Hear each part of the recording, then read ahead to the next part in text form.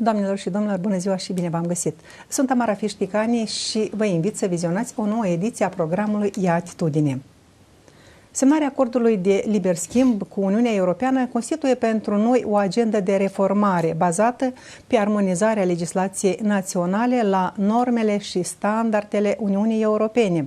În cei peste 2 ani de când a fost semnat acest acord, în Republica noastră s-au făcut unele schimbări, dar încă prea puțin și toate acestea au avut loc datorită suportului partenerilor noștri. Republica Slovacia de asemenea, vine să pună umărul la schimbarea legislației, să ne ajute în ajustarea normelor la standardele europene. Mai multe însă aflăm în ediția de astăzi de la invitații mei. În studio sunt prezenți Vsevolod Stamati, director general adjunct, Agenția Națională pentru Siguranța Alimentelor. Bine ați venit la noi! Bine am găsit! Robert Vysotski, inginer, cofondatorul companiei Rocoson din Slovacia.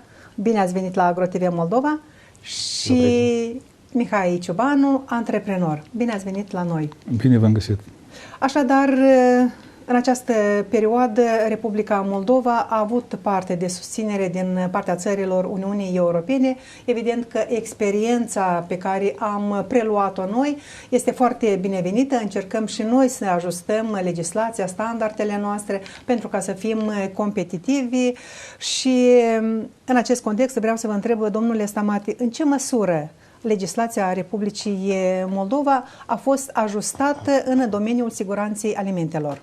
Odată cu semnarea acordului de asociere, Republica Moldova are și niște obligațiuni față de acest acord și noi, în cadrul Agenției Naționale pentru Siguranța Alimentelor, vreau să vă spun că avem peste 62 de criterii de implementare în cadrul agenției cu care am început cu armonizarea legislației. Dacă să luăm numărul de acte care astăzi suntem obligați să le, începând cu semnarea acordului, deci în jurul la 220 de acte care trebuie să fie armonizate sau actualizate la legislația europeană. Multe din ele, spunem noi, că avem raportul la Comisia Republicană în fiecare lună, dăm raportul despre lucru făcut, măsurile întreprinse și vreau să spun că noi am început chiar cu actele deci, care le avem și le ajustăm la comunitate, avem în jurul la 45% deja modificate, deoarece în cadrul agenției avem, deci lucrăm, dacă luăm anul 2016, lucrăm cu 4 proiecte, deci proiecte cu țările pribaltice, proiecte care țin de proiectul Twinning, deci proiectul GIS și proiectul deci care acum a fost suedez, care ține iarăși începând cu modernizarea legislației și terminând cu lucrul cel care până la agentul economic, adică modernizarea întreprinderilor, cu consultanță, cu probleme explicite și chiar cu suport financiar care și cum poate să ne ajute. În cazul acesta, bineînțeles, mai vin și donatori, spunem noi, fie Banca Mondială, fie FAO, fie alți donatori din comunitare care pot să ne ajute pe aceste probleme și iată una din problemele majore care astăzi o să discutăm este clar că este această problemă despre utilizarea produselor deci necomestibile consumului uman, deci produse animaliere, produse vegetale, toate tipurile de produse, inclusiv cele care cu termen expirat, spunem noi, de ce nu din magazine, din multe unități care practic azi cad sub acele grupe 3 care trebuie să fie nimicite sau să plece la procesare sub altă formă.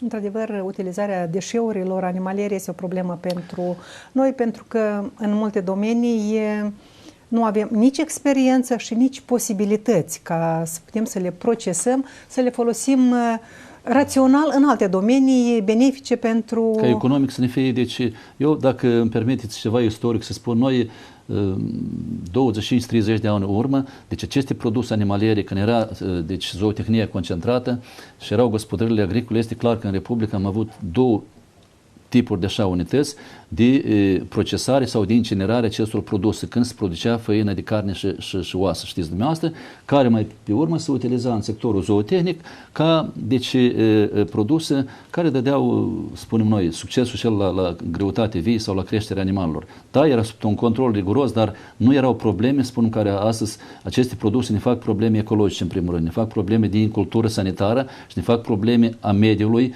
microbian, care multe boli care sunt astăzi noi facem lanțul acestor olbori, deci nimicind aceste produse și făcând lanțul ăsta de nimicire până la urmă. Azi în Republică, practic, a doilea sau a treilea an nu avem nimic. Toți își dau întrebarea, ce facem cu aceste produse, deoarece ele sunt, pentru că eu, dacă mă refer la efectivul de animale care îl avem, de unde vin aceste produse, noi astăzi avem peste 290.000 de bovine, avem peste 45 de milioane de păsări, avem în jurul la 700.000 de bovine, avem peste 1 milion de capre și ovine, care practic au, de la ele vin digestii, de la ele vin deci subprodusele este necomestibile după abatorizare. Și toate acestea poluează aerul și solul nostru. Avem industria de procesare, spunem noi, a produselor animaliere. De aici, iarăși, știți dumneavoastră că 20% unde pleacă ele? Ori nimeresc când rămân în aceste produse, ori pleacă, spunem noi, la nimicire prin incinerare, prin îngropare, prin diferite metode, dar știți dumneavoastră destul de bine că sectorul privat azi ne impune în jurul la 60-70% din efectivul de animale. Fiecare vine cu cultura lui după abatorizare. Iată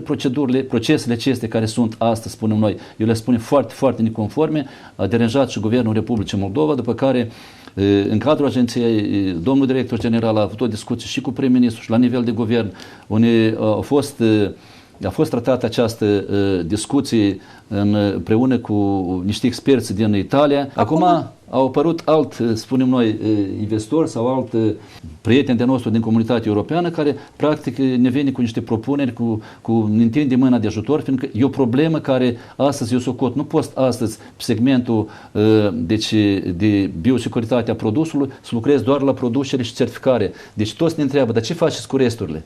Și atunci când ne întreabă ce facem cu resturile, este clar că noi nu avem răspuns. E o problemă enormă pentru societate, pentru viitorul nostru.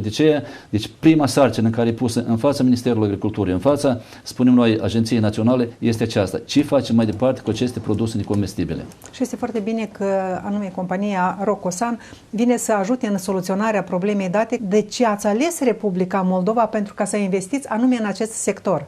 Молдавия очень интересная страна по сельскому хозяйству. В Молдавии находится свыше 2 миллиона гектаров сельскохозяйственной земли. Она маленькая, компактная страна. Но то, что интересно в Молдавии, здесь 40% населения занимается сельским хозяйством. Значит, Молдавия, кроме того, что делает полевые культуры типа кукуруза, рапс, производит и много фруктов, овощей и винограда. Значит, здесь развитая инфраструктура по перерабатывающим комбинатам, которые свою продукцию делают до готовой продукции, до упаковки. Значит, здесь очень большой потенциал и для экспорта этой продукции. Значит, сегодняшние тренды в мире говорят о том, что наперед идет сильно биовыращивание продукции, экологическое земледелие. Молдавия только начинает в этом направлении, и потому нам здесь понравилось, что продукция, которую мы производим, она имеет и сертификаты для экологического земледелия, и мы знаем здесь, знаете, взаимовыгодные условия сотрудничества. Значит, наше предприятие производит удобрения из биологических отходов, конкретно из пера птиц. Эта технология разработана нашим предприятием, и она патентирована в мире. Значит, мы сегодня свободным путем можем эту технологию предлагать в Молдавии, и здесь на основе этого патента, на основе нашей технологии производить продукцию не только для классического сельского хозяйства, а тоже для биовыращивания. Пока я хорошо знаю, в Молдавии нет собственный производитель удобрений для сельского хозяйства. Молдавия закупает за рубежом. Таким путем в Молдавии мог возникнуть домашний производитель продукции, которая является tehnologiei нового поколения.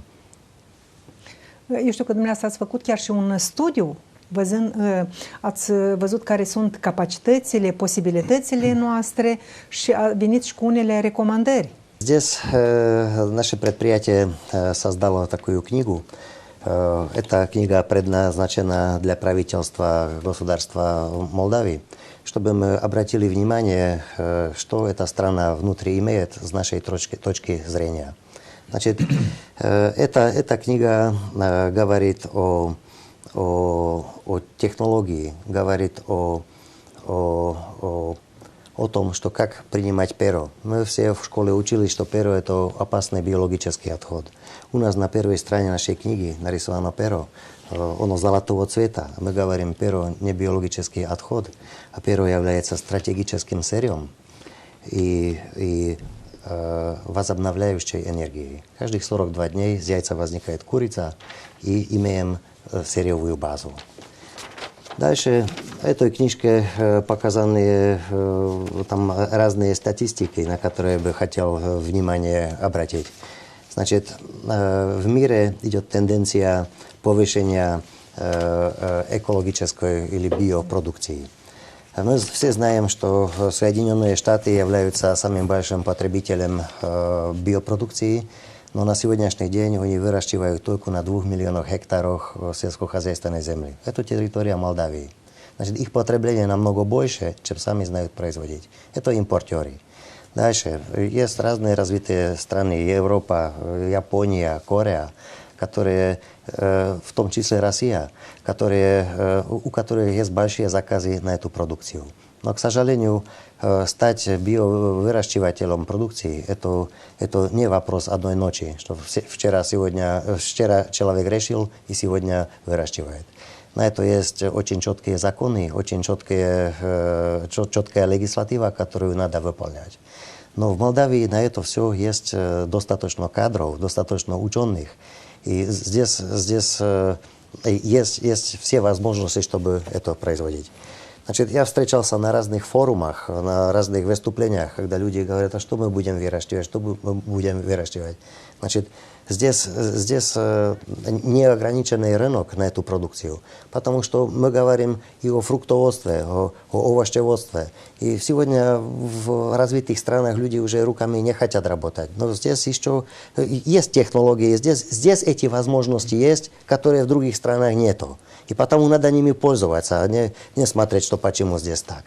Ну и к этому мы тоже хотели бы приложить руку к делу, например, нашим удобрениям. Это говорит о технологичности, о свыщении урожая и о свыщении качества самой продукции.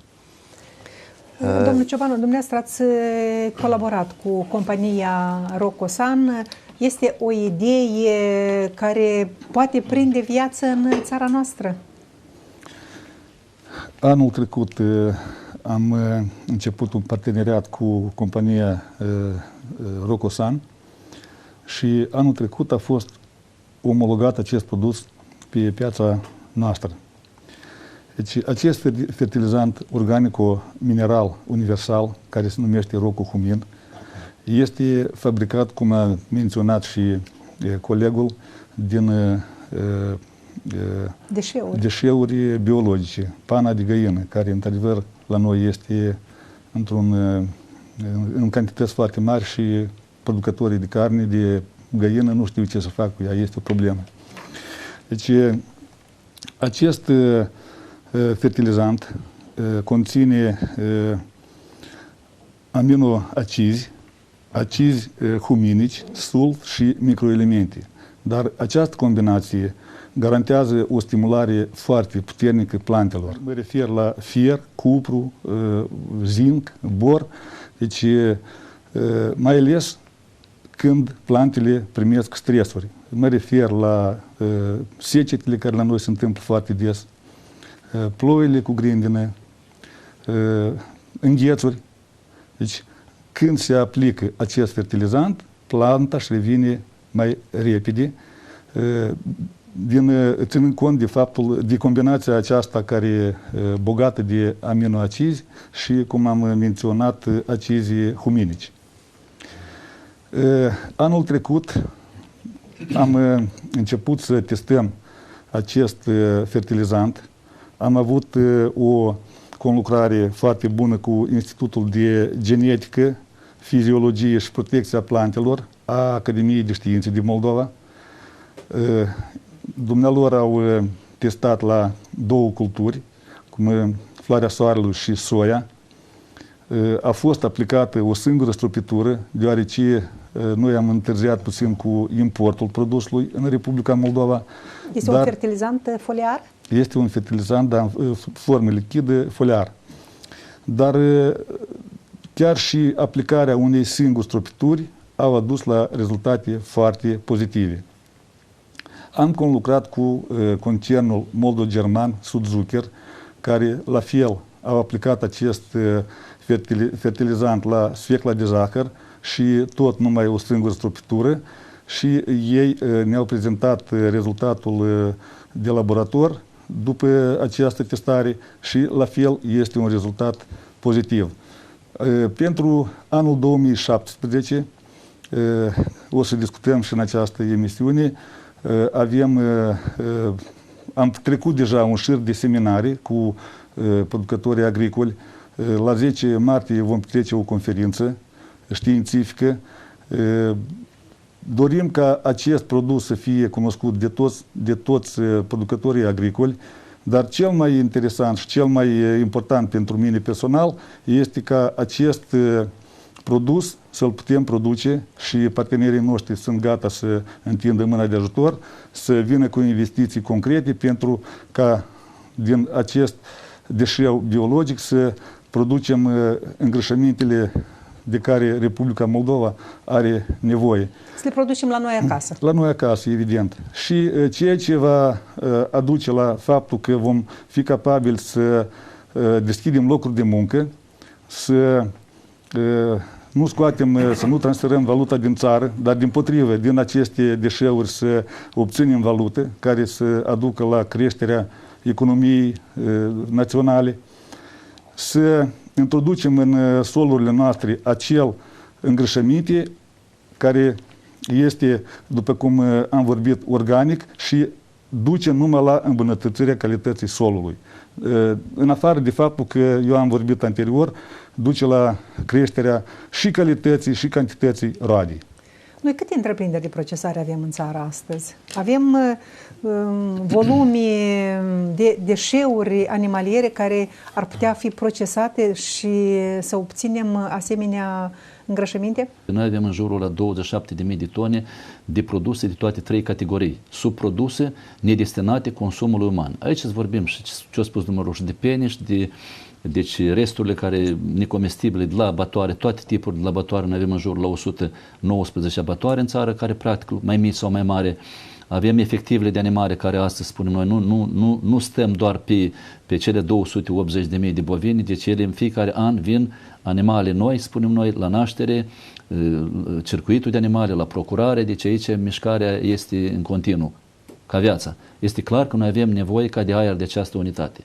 Vreau să spun că cele 3 categorii care noi le avem astăzi, este clar că una dintre ele este cei care cu riscurile mai enorme atunci când apar boli infecțioase la animale. Ceea ce am avut astăzi, spunem noi, în regiunea de nord, ceea ce avem astăzi în lume cu influența aviară. Deci noi în cazul acesta este clar că această unitate este binevenită, după care este necesară. Deci ca să rupem lanțul acesta virotic și bacterian, spunem noi, este clar că noi trebuie în toate unitățile să avem grupe de ecaresaj care să fie antrenate în această instituție unea fie ea, după care ele se ridică, cum a spus dumnealui, în 3 zone să avem câteva frigidere, unele practic se achiziționează acolo, se congelează, pleacă transportul, ridică și îl duce la unitate de procesare. Pe 3 categorii. Merge prima categorie, spun nimicire, acolo merge vorba de boli infecțioase, virote și microbiene, merge vorba de, iată dacă dumnealor a spus că din pene practic sunt 3 produse. Este un procent care merge la incinerare, este un procent care merge, bineînțeles, ca fertilizant și alt procent, mi-a plăcut că a spus că merge ca proteină curată, surplus la furaje. Iarăși în segmentul animalier. Deci un lucru foarte mult. Ceea ce facem noi astăzi, spunem, noi avem o mică unitate la Strășeni, ceea ce folosim 20% din la unitățile vehiculului, nu de pană, dar de alte produse din carne care nu sunt comestibile și adaus la aceste furaje care dau venit, deci pe segmentul animalier. Deci a doua categorie este clar că ceea ce avem de la unitățile de procesare. unitățile de procesare de toate tipurile, plus ce avem de la magazinele agroalimentare, care astăzi, dumneavoastră știți, cu termen expirat, pe unii mai schimbă, pe unii mai fac. Atunci când oamenii fac returul, este clar că se impune, unii se plece, pleacă la unitatea dată, îi se dă un bon că dumnealui, când verifică inspectorul, că dumnealui a prezentat acest produs și el nu se întoarce în alt sat la prelucrare, iarăși dublă. Știți dumneavoastră că este interzis în Republica Moldova, acum este nouă hotărâre de guvern. Deci este clar că suntem garantați. Dar atunci când nu avem această unitate, deci ne fugărim așa, știți, unul după altul, cum fungi mâța după coadă, câteodată micuță. De pe o piață pe alta. Da, pe o piață pe alta. Și noi scoatem toată problema. Atunci când autorizăm obiectul, fie zootehnic, fie de procesare, fie un abator, fie, spunem, un magazin, fie o cantină. Deci noi atunci spunem, oameni buni, uite la dumneavoastră sunt rezidurile care rămân. Vă autorizăm dacă dumneavoastră aveți un contract cu cine? Cu unitate, cei care azi deci achiziționează. Scoatem toate problemele acestea care sunt existente. Deci este foarte mult de lucru și îmi pare bine că eu când mă mai duc sau discut cu niște colegi de experți din Europa, spun, domnule doctor, deci cel mai mare business care s-a făcut la început de cale în Europa, că noi am fost și noi 20-30 ani de zile la nivelul dumneavoastră, l-am făcut pe problemele acestea de reziduri care sunt. Deci sistemul ecologic care este în țară a primit cel mai mare investiții, spunem noi. Fie de la Banca Mondială, fie de la alți donatori, care practic au susținut acest, spunem, mod de viață sănătos, după care avem și noi, cum am spus anterior, ca de aer și ca de apă, pentru că să-l punem pe roate să margă, pentru că dumnealui spunea că, deci uite, ei se ocupă acum cu domeniul, deci penile și, deci practic, lâna de oaie, da, a spus niște lucruri care eu le țin minte. Noi de asta avem în Republică noi spunem așa, noi avem nevoie de unitate de aceasta care să margă, să selecteze. Deci și cu lâna de oaie, dumneavoastră știți care sunt problemele. Da. Noi azi exportăm în Turcia, Turcia ne-a pus condiția. O spălați, o scărmânați și ne-o aduceți. Ce-a mai rămas? Deci, și ne dă un preț mizer. Adică cel mai mari cheltuieli, vreau să vă spun, sunt la aceste două proceduri. Deci, adică, având lucrul acesta în țară, noi practic facem cercul ăsta vicios, îl scoatem în țară, avem locuri de muncă. Partenerii din Slovacia ne propun o tehnologie extraordinară, care deja eu personal am simțit-o, aplicând acest fertilizant anul trecut în livada proprie, care o dețin.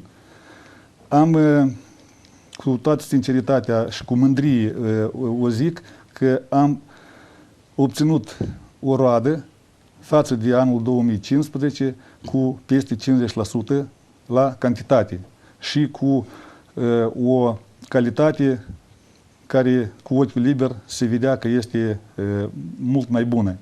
Partenerii noștri, eu aș spune într-un mod mai simplu, ne propun undița ca noi să putem prinde peștele singuri. Și eu sunt foarte bucuros pentru faptul că am făcut cunoștință cu ei, pentru faptul că avem un proiect comun. Am avut întâlniri la mai multe ministere, cum ar fi Ministerul Agriculturii, ne-am întâlnit și cu domnul ministru Grama și cu ministrul Mediului, domnul Valeriu Munteanu, și alți demnitari din Republica Moldova care au primit această informație, le-am povestit și am simțit că avem o susținere enormă și toți, n-am auzit ca nimeni să nu zică că nu este un proiect benefic și nu avem nevoie de el. Dimpotrivă, toți au spus că ne susțin și toți sunt în așteptare ca acest proiect să deruleze. Noi credem că acest an, 2017, va fi un an foarte important pentru promovarea acestui produs. Au fost selectați în calitate de distribuitor a produsului pe piața din Moldova compania Bioprotect. Producătorii din agricultură cunosc bine această companie și sperăm că vom promova la cel mai înalt nivel acest produs. Producătorii agricoli vor înțelege că este un fertilizant care va fi un prieten adevărat al lor și va duce la majorarea venitului fiecăruia din producători din sectorul agrar. Eu vreau să mai spun că anul trecut, la expoziția internațională Mold Agrotech din toamna anului trecut, produsul Rocohumin a fost nominalizat la nominația Noutatea Anului și a primit trofeul de aur și diploma de onoare. Deci, pentru noi, într-adevăr, este o mândrie că, într-un timp atât de scurt, acest produs a fost apreciat atât de înalt. Reieșind din cele spuse de dumneavoastră, deci deja eu cred că ați convins și telespectatorii noștri că este un produs necesar. Mai ales reieșind din faptul că procesând aceste deșeuri, noi soluționăm o problemă existentă pentru Republica noastră care ne creează multe probleme ecologice. În al doilea rând, una din cerințele Uniunii Europene este anume prelucrarea acestor deșeuri. Și iată, este foarte bine că compania Rocosan vine să ne ajute astfel prin intermediul acestui acord de liber schimb, anume să soluționăm această problemă. Care ar fi efectul economic și cum ați soluționat dumneavoastră, cum ați mers la începuturi atunci, înainte de a adera Slovacia la Uniunea Europeană, să soluționați problema în cauză, problema deșeurilor animaliere? Переработка побочных продуктов животноводства перед тем, как Словакия вошла в Евросоюз, двигалась там своими законами, которые были старее 20-30 лет. Но пришло время, когда и словацкому правительству надо было принять новые решения, принять новые законы и к делу поставиться каким-то способом. Значит, мы в то время перехода или поступления в Евросоюз мы приняли некоторые законы по переработке побочных продуктов животноводства. И те законы, которые в Евросоюзе были, часть из них совпадала или мы могли их принять. На некоторые сделали уступок, как Словакия, на некоторые Евросоюз. Но становились время, например, в течение 3 лет, в течение 5 лет перейти. И так степ-бай-степ мы прошли и приняли эту легислативу, которая в Евросоюзе есть. Сегодня что нам это дало? Дало нам это то, что есть продуценты животноводства. Например, они не могут говорить, что да, мы способны экспортировать мясо на рынке Евросоюза и отходы будем закапливать или там выбрасывать, сжигать. Значит, мы должны были от кормов, от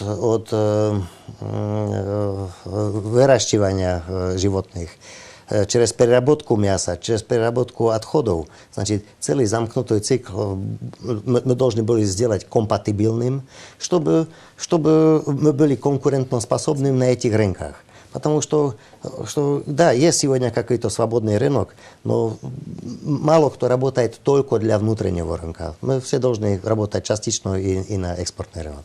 И так, таким путем мы прошли. Deci, experiența pe care ați acumulat-o, veți implementa-o și în țara noastră. Mai activați și în alte țări?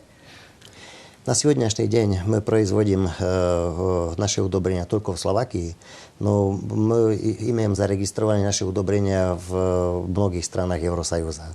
Значит, это говорит о том, что мы работаем по европейским законам, законодательству, и это нам даст право делать регистрацию в европейских странах и торговать нашей продукцией. Но чтобы мы доказали, показали, что мы делаем правильно, мы пошли и в третьи страны по регистрации наших удобрений. Мы, например, сегодня продаваем в Белоруссии, продаваем в Украине, начали продажу в Молдавии, работаем в государстве Сенегал, Нигер. Мы сейчас регистрируем наши продукты в стране Куба. Значит, наше производство – это гибкое производство. Значит, наша цель не построить один большой конгломерат и с больших расстояний биологически опасный отход свозить на одно место. Наша гибкая технология способна приехать там, где мы обнаружим такое сырье. Например, Молдавия имеет, по сайту я нашел где-то 2500 тонн перья в год, значит, мы это способны найти для него решение, что с ним делать, чтобы не загрязнять окружающую среду там, и так далее, и так далее. Значит, для того, чтобы мы здесь создали завод, мы должны дать знать публике, значит, сельскохозяйственной промышленности, что такой производитель есть, такая технология есть. А если они там начнут с нашими удобрениями работать, и они влюбятся в него, они поймут, что оно им даст, тогда мы готовы здесь построить завод. Но для этого нам нужны импортеры, для этого нам нужны дистрибьюторы, для этого мы собираем ряд семинарий, и мы планируем организовать конференцию в марте месяце, 10 марта. Здесь имеем и приглашение уже, где бы хотели принять участие и пригласить с Министерства сельского хозяйства, с Министерства окружающей среды и с Агентства по пищевой безопасности людей, специалистов, с институтов, с ассоциаций разных производителей, переработчиков. И из Словакии я пригласил генерального директора Государственной ветеринарной службы, которая будет читать лекцию, поговорить о том, как эта трансформация законодательства из Европы прошла в Словакию. Я пригласил еще хозяина и директора утилизационной компании Словакии, который практически может рассказать о том, что как оно было раньше, как оно есть сегодня, и что это ему даст. И его информациями можем, эти ценные информации можем передать тем людям, которые заинтересуются здесь, в Молдавии. Este ceva real pentru Republica noastră. Dar real și bun pentru Republica Moldova, pentru că noi nu-l avem. Ultimii 3-4 ani zile noi nu-l avem. Și avem necesarul de el, deoarece noi, practic, în cadrul agenției am început ca să actualizăm această normă privind utilizarea produselor necombustibile, care e aprobată prin hotărârea 315 de guvern, și avem un proiect Fening, care am rugat colegii din Letonia și Lituania să ne ajute la actualizarea acestei legislații, dar un lucru important este, noi trebuie să elaborăm un sistem de management, în primul rând, întregime pe țară, ca odată cu organizarea sau construcția acestei, spunem noi, întreprinderi, fiecare actor să-și facă lucrul lui, începând cu acei producători mici, cu acei producători mari, cu acei de la unitățile de comerciale, cu structurile sanitar-veterinare, cu Ministerul Ecologiei, cu autoritățile publice locale, să punem mână la mână ca această structură să funcționeze. Să nu lăsăm doar pe seama agenției sau Ministerului Ecologiei, pentru că noi astăzi nu știm, poate fi proprietate privată, vedeți, dumnealui spune că o să fie 50-50, cât a statul, atât și privată. Pentru noi nu este atât de tare important a cui până când o să fie. Pentru noi, cei care răspundem de siguranța alimentelor în țară, pentru că atunci când nu se lucrează pe acest segment, este clar că siguranța nu putem să o spunem așa cum vrem noi să o gândim, să o numim. Este clar că, deci este necesar ca această structură să funcționeze. Mai pe urmă vedem noi cine e proprietarul, care și cum, pentru că sunt brațe de muncă. Deci noi scoatem problema ecologică, noi scoatem problema și noi rezolvăm o problemă economică pentru țară. Deci, v-am spus, se duce în produse multe, se duc de categoria 1, a 2, a 3, fie ele se duc la nutriesc combinat, fie amestec în hrana, spunem noi, pentru păsări, fie la incinerare, fie scoatem toate problemele, spunem noi, riscurile pe boli, pe sanitare care sunt astăzi în țară. Dar lumea așteaptă pași concreți la această problemă pe care o avem. Noi dacă facem o conferință, organizăm, deci să fie toți acei care sunt cointeresanți, inclusiv și ministerele implicați în acest, spunem noi, act sau joc, este clar că vin cu întrebări, vin cu propuneri, pentru că noi suntem gata să facem țara, spunem noi, adică o spun și eu de numele agenției, că am putea să facem un studiu de fizibilitate, să vedem unde este un teren, ca să ne fie convenabil. Dumneavoastră a spus că strategic ar putea să o construiască, uite aici sau aici. Noi trebuie să găsim terenul unde avem agenții economici. Fie la nord, fie la sud. Să nu facem probleme ecologice, deci mediului. Să nu facem probleme la populație, să stea lumea cu săpile cum stau la țânțăreni. Deci lucruri normale, pentru că el trebuie să funcționează ecologic și până la urmă și cel mai steril, deci cel mai sterilă întreprindere care este. Pentru că trebuie să mergem, să fim maximaliști și să realizăm această idee. De ce nu? De cât timp credeți că este nevoie pentru ca să implementăm în practică acest proiect? Dacă este să vorbim despre construcția unei fabrici care să producă acest fertilizant, rocohumin, eu cred că cel mult într-un an de zile această fabrică de la zero poate fi dată în exploatare. Într-un an de zile noi putem să începem producerea unui fertilizant, unui îngrășăminte organic mai din Moldova, produs autohton, cu care să ne mândrim și cu plăcere să-l distribuim producătorilor agricole. Robert, de ce aveți nevoie pentru început ca să se urnească carul din loc și să puneți temelia acestei fabrici de procesare de care avem noi nevoie astăzi? Для того, чтобы такой проект в Молдавии сделать, надо сделать два радикальных шагов. Во-первых, то, что чувствую, нету законодательства для того, чтобы эту тему, в общем, чтобы обсуждали. Значит, и если тему, о которой мы сейчас говорим, значит, о утилизационной компании или о переработке чисто пера, ни для одного проекта, ни для другого проекта, я так понимаю, что нету здесь законодательства правильного. Значит, инвестор, который приедет в эту страну, это все равно, если молдавский инвестор или зарубежный инвестор, он не будет инвестировать свои деньги, когда у него нету правильного законодательства.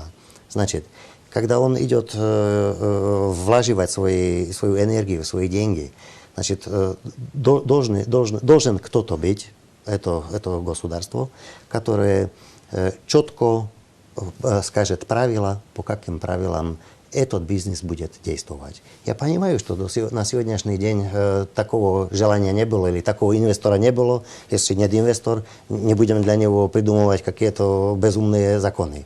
Но если кто-то появляется, есть тема, которую мы хотим поддержать, тогда надо оперативно к этому приступить и это законодательство создать. А если его создавать, то надо смотреть наперед, чтобы этот товар был и экспортоспособный в такие страны, где сложные рынки. Значит, законодательство под это подработать. Vreau doar să adaug că nu o singură dată, având discuții cu funcționari din diferite ministerii, nu o să dau acum niciun nume, auzim că, păi, dacă doriți să atrageți astfel de investiții, doriți să construiți astfel de fabrici, pregătiți și propuneri ce se referă la modificarea legislației, ori de ce legislație aveți nevoie. Adică te pun într-o situație ca să vii la pachet tot, să fie tot de gata. Dar noi ne punem întrebarea, dar ce se ocupă acest funcționari? Rolul lor, care este rolul lor în administrarea acestor procese și ministerii care sunt obligate să pregătească condiții favorabile, nu numai pentru investorii străini, pentru investorii locali, dar pentru mediul de afaceri. Orice mediu de afaceri poate să-și promoveze afacerile, poate să se simtă bine și să obțină rezultate bune și profit, dacă statul organizează și creează condiții bune și нормальные. Да. Я бы еще к этой теме что говорил, что законодательство. Значит, я бы хотел еще досказать то, что Молдавия имеет на сегодняшний день, по статистикам, которые я на сайте Министерства сельского хозяйства нашел, имеет сырье, перо в таком количестве, с которого возможно сделать удобрение за 100 миллионов евро в год.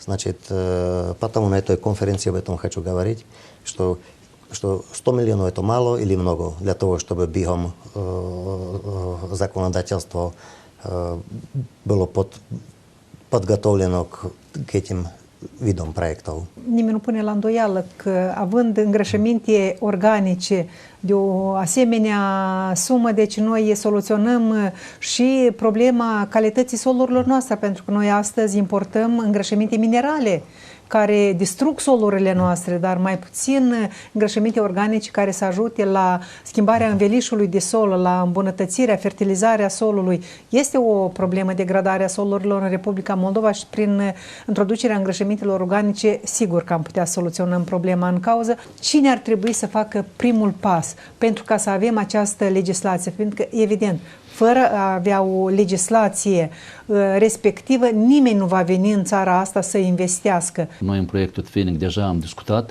și urmează să modificăm câte ceva în acea normă care o avem noi, sistemul de management, cum am spus, și alte lucruri care să aibă fiecare actor cu ce să ocupe în cazul dat.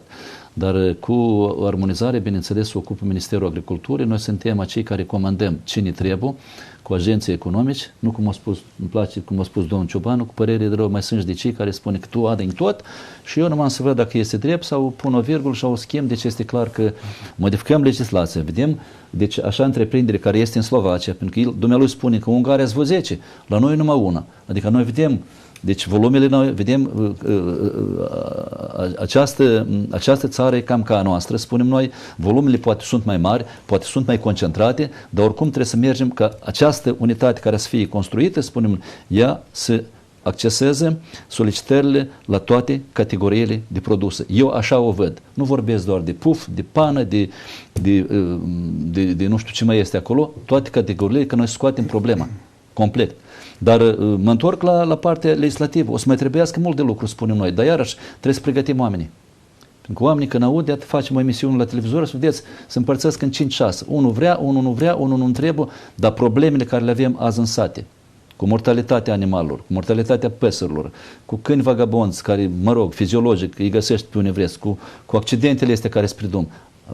A fi o chestie binevenită că noi, adică am scoate problema cu incultura asta sanitară care o avem și chiar de lanțul ăsta de animalepsie, de a face lanțul bolilor mai departe, noi trebuie să facem tot posibilul ca această unitate să facă business, spunem noi, și chiar de ce nu se exporte, cum spune domnul Ciobanu, aceste produse, acest lucru binevenit prin acest proiect sau prin produsul ăsta biologic care îl primim, o să fertilizăm solul, așa cum a spus dumneavoastră, la cel mai înalt nivel și produsul organic tot timpul deci, acționează sub altă formă la planta aceea care mai pe urmă nimerește un organism animal, după care cărnița, ouăle nimeresc în organismul nostru. Este un lucru foarte important. Deci este o lovitură de țintă lungă prin soluționarea problemei procesării deșeurilor animaliere. Eu vreau să mai adaug că rocohuminul a fost anul trecut aprobat și este recomandat pentru a fi folosit în agricultura ecologică. Deci, cei care astăzi se ocupă de agricultura ecologică, dar din câte noi cunoaștem, cifra aceasta este din an în an în creștere. Din câte cunoaștem astăzi, peste 25.000 de hectare de terenuri sunt antrenate în agricultură ecologică și începând cu anul acesta pot să aplice și rocohuminul pentru această afacere. Și puțin aș vrea să mă opresc la cifra de 100 de milioane. Este o cifră, poate că nu exactă, cifra aceasta poate fi și mai mare, poate fi puțin și mai mică, dar însuși faptul că noi nu scoatem din țară pentru a importa îngrășăminte de această sumă și faptul că noi din deșeuri transformăm aceste 100 de milioane, eu cred că este un lucru benefic pentru întreaga economie națională și nu știu cum trebuie să înțelegi acest lucru ca să nu susții astfel de proiect. Eu, ca consumator, vreau să zic că salut ideea respectivă pentru că voi fi mai sigură. Produsele care vor avea termen depășit nu vor mai nimeri pe alte piețe, pe târghele altor magazine. Deci ele vor fi procesate aici și transformate în îngrășăminte organice.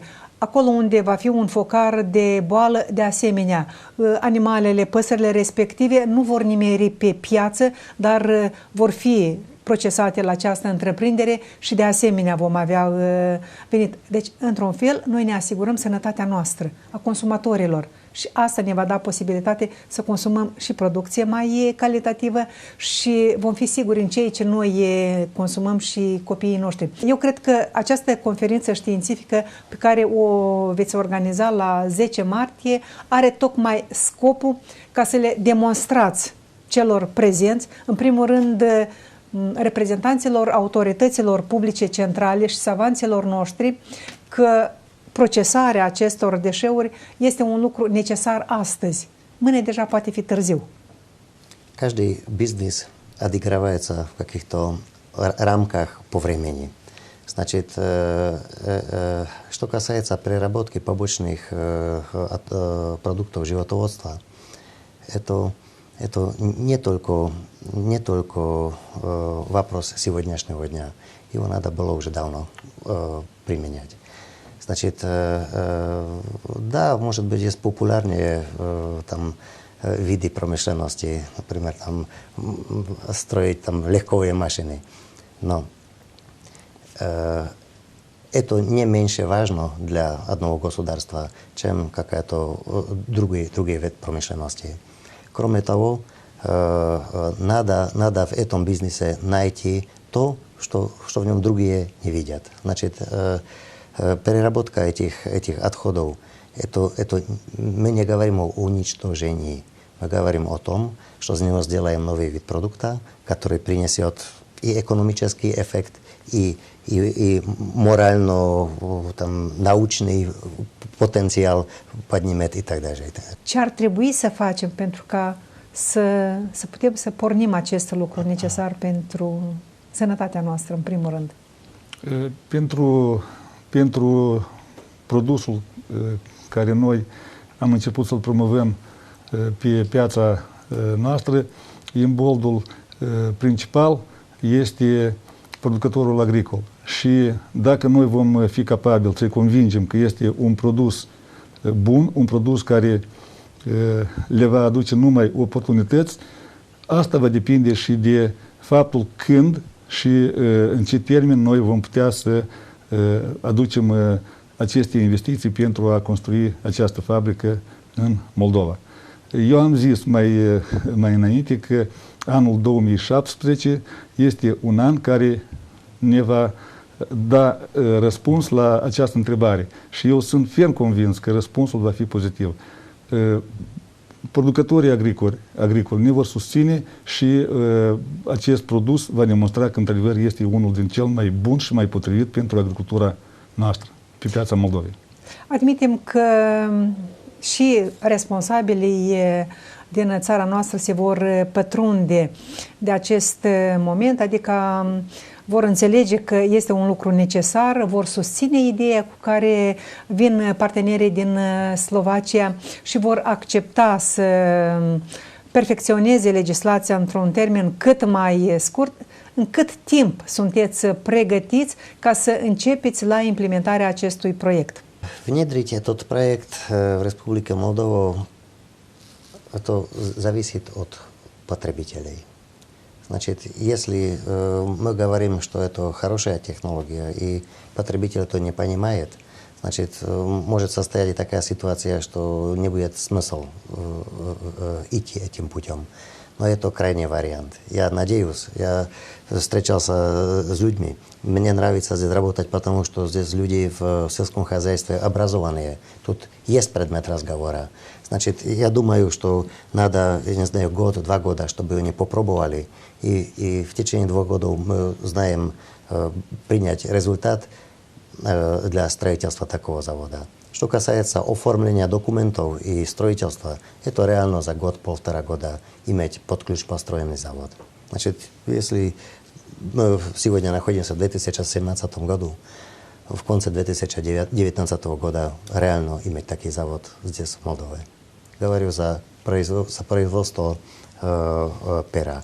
Утилизационный завод может быть на 1,5 года раньше, потому что тут надо принять законодательство, и оно идет само. А здесь нам надо искать и клиента, который будет покупать готовую продукцию. те продукты, которые утилизационные заводы делают, они во всем мире плюс-минус одинаково делают. На это уже есть сформированный рынок. Но наш продукт, он от нуля новый. Нет такого товара на рынке, и нам надо этих любителей, этих потребителей найти. Мы их ищем в разных странах. Значит, если будем видеть, что мы от мощности уже заполняем, например, 30-40%, тогда уже имеет смысл заниматься разработкой проектов, разрешений для строительства, выбором участка и так далее. Потому что мы можем частично потянуть этот завод и на экспорт для этих клиентов, которых мы в Европе имеем, если мы будем выполнять все законы как надо. Значит, помочь в сбыте можем, но мы должны для внутреннего рынка работать. Надо снять барьер с чего-то, что незнакомое.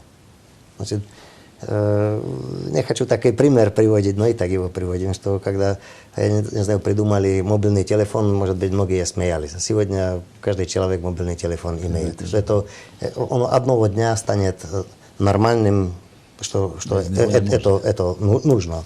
Нуждается этим. Credeți că există și riscuri? Значит, что надо делать, вы спросили коллегу, значит, надо прийти на конференцию прежде всего. Это первый шаг, который, значит, значит, мы правильно не поняли нас, чтобы мы готовились, чтобы мы доказали, что это дело нужно стране. Не только стране, не только тому бизнесмену, который, значит, работает, или инвестору, значит, prежде всего нашей стране. Вот с этой точки зрения. И eu vreau să vă spun mai mult că deci, în primul rând, eu tare apreciez publicitatea. De ce o spun asta? Pentru că lumea nu știe mult. Deci, toate canalurile care le avem noi la televiziune, deci ar trebui să fie un slide, fie nu știu cum, să arătăm niște lucruri neconforme care astăzi se întâmplă în jurul fermelor, care astăzi se întâmplă lângă Gunoiești, care astăzi se întâmplă. Ca mai pe urmă să venim să spunem, uite, noi cum am putea să scoatem această problemă, pentru că aceasta ține de sănătatea publică a dumneavoastră, a fiecărui cetățean. Această întreprindere este un lucru benefic. Eu am mai văzut, chiar în Ungaria am văzut cum lucrează, deci se scoate toate problemele, deci și de sanitare, și cele care țin de ecologie, și cele care țin economice. Deci un lucru care trebuie să-l păstrăm și să mergem înainte. Cât de repede o să fie făcut? Noi trebuie să ne așezăm după această emisiune sau după data de 10, ne așezăm, deci facem acest studiu, vedem, plecăm în teritoriu, în primul rând să vedem cum funcționează. Noi întindem mâna și suntem de acord, pentru că am lucrat cu foarte mult beneficiari, spunem noi, și cu foarte mult cu deci, colegi în proiectele care am spus și tot timpul am discutat pe această problemă și unicii care au întins mâna au fost din proiectul Twinning, care au spus că, uite, noi vă ajutăm la armonizarea legislației sau la elaborarea unor acte normative noi și de management care ține de lucru care l-am discutat noi astăzi. Adică noi suntem gata să discutăm și mulțumim foarte mult colegului că a abordat această problemă, nu la timp, dar cum spune și dumnealui, cam cu întârziere.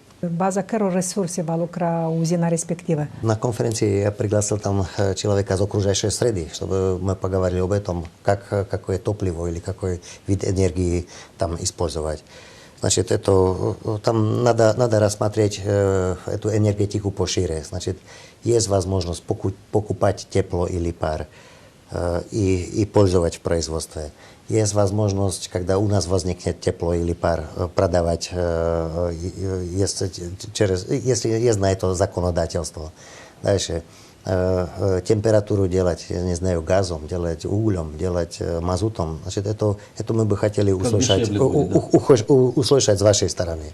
Что касается заводика по переработке пера в удобрение, это очень низкоэнергозатратное производство. Значит, мы газом в общем не пользуемся, только для отопления, а пользуем электричество. Другие виды, там немножко воды, и это все. Значит, у нас замкнутый цикл, значит, у нас никаких отходов не возникает и так далее. Am întrebat pentru că de aici reiese și costurile producției a îngrășămintelor sau proteinelor și atunci vom ști în ce măsură vor putea să beneficieze de aceste produse agricultorii noștri. Смогут. Знаете,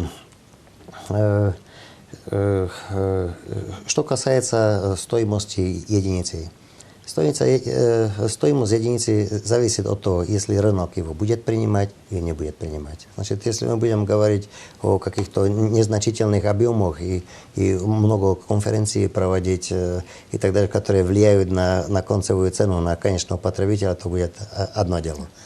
Но мы готовы и мы знаем производить удобрения, которые сильно конкурентоспособные иным производителям, потому что у нас дешевые входящие сырье, низкие энергозатраты. Значит, мы где-то на половине знаем держать цены опротив конкуренции. Что касается,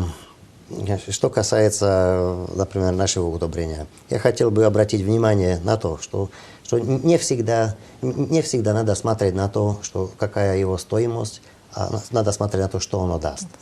Например, мы имеем заключение договора с разными научными институтами, где делаем исследования экономической эффективности использования наших удобрений. И там нам выходит, например, повышение урожая, там нам выходит повышение качества урожая. Приведу такой обыкновенный пример, который могу там доказать без проблем. Производство выращивания кукурузы на зерно. Значит, статистика наша говорит, что имеем свыше урожая от 900 до 1600 килограмм с гектара при пользовании нашего удобрения. Значит, если мы бы взяли такой вариант, что 1 тонна свыше урожая была бы, при сегодняшних ценах кукурузы это где-то 145 евро за тонну.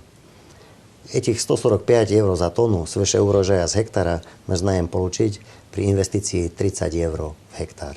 Значит, 145 минус 30, что идет производителю, дистрибьютору и так далее, останется 115 евро на фермера, который реально выращивает эту кукурузу. Значит, и если мы бы на 10% были дешевле, то бы ситуация у него не мешала. Но этим я хотел сказать, что эти возможности есть. Ну все надо, и дистрибуцию делать. Ну, например, сегодня мы это импортируем сюда, за Словакии. Когда здесь будем производить и транспорт, и другие logistические расходы унижаются. И будет дешевле намного. În concluzie, ce aveți să le spuneți agricultorilor, autorităților? Eu sunt fer convins că vom fi înțeleși și de autorități. După cum am vorbit din întâlnirile care le-am petrecut și le-am avut cu autoritățile, am simțit sprijinul care ne-l acordă și ne-l vor acorda. Ce se referă la agenții economici, în primul rând la producătorii agricoli, cei care anul trecut au folosit acest utilizant și au obținut rezultate frumoase, suntem convins că anul acesta vor atrage și pe alți agenți economici care, când îți spune cineva în care ai încredere că, uite, este un produs bun și merită să-l procuri, este cu totul altceva. Și eu sunt ferm convins că încetișor acest lanț se va lărgi de zi și noi vom ajunge la acel rezultat care ne-l dorim. Надеюсь, что энергия, которую мы совместно все вкладываем в это, чтобы показать новые видения или новую точку зрения на биологически опасный отход, чтобы чем больше людей поняло, что это не отход и надо к этому по-другому относиться. И это в будущем нам всем может принести одним деньги, вторым здоровую пищу, trecem другое удовольствие. Domnul Stamati. Deci, în primul rând, eu colegului și la toți mulțumesc pentru acea idee care au dat-o privitor la aceasta, prin nefrământ de pe toți din toată țara, acești 3 ani de zile de care muncim, deci fără a avea o așa întreprindere și este clar că noi aici prindem mai mulți iepuri în cazul dat și eu n-aș vrea ca atunci când este o vorba moldovanului, domnul Ciobanu a spus că, uite, parcă toți ne-au ascultat, toți vor, te uiți în ochii lor, dar este o vorbă spusă că facem, făți. Deci tot acest proces ține de întreaga societate, de la mic până la mare. Deci, în primul rând, de agenții economici care se ocupă, spunem noi, eu dacă vorbesc de produsele animaliere, și nu doar, ei trebuie să fie cointeresați, pentru că acestea le fac probleme. Și atunci când merge vorba de exporturi, este clar că acest agent economic, când vine inspectoratul DigiSante, el trebuie să demonstreze unde este produsul cel care îl ascundeți. Lucrurile astea trebuie să fie, în primul rând, puse să aibă bază legală. Și noi vă promitem că o să lucrăm în această direcție, doar să o vrea și populația, să o vrea și fiecare agent economic, să o vrea și cei care să fie angajat în acest management, ca până la urmă această structură să fie viabilă, să lucreze. Ne dorim tuturor succes și a celor care ne vor să ne ajute, bineînțeles și donatori și alții, chiar și din țară, spunem noi, cei care practic mai au niște finanțe și ar putea să le introducă aici, de ce nu? De păcate, noi mai avem experiența când salutăm anumite inițiative și spunem că ele sunt foarte benefice pentru noi, pentru toți, dar până la urmă ele rămân pe hârtie. Eu mi-aș dori foarte mult și cred că și dumneavoastră vă doriți același lucru, ca în cele din urmă problema deșeurilor animaliere să o soluționăm, odată ce avem persoana care își dorește lucrul acesta să ne ajute într-o soluționare a problemei procesării deșeurilor animaliere. Vreau să mai amintesc telespectatorilor că în data de 10 martie compania Rocosan organizează la Chișinău o conferință științifico-practică unde se va discuta pe larg despre avantajele acestei tehnologii și necesitatea ajustării legislației noastre la standardele Uniunii Europene. Eu vă mulțumesc foarte mult pentru participare la emisiune, pentru informațiile pe care le-ați prezentat. Atât pentru astăzi, prieteni, ne revedem săptămâna viitoare la aceeași oră 20:00 la Agro TV Moldova. Toate bune!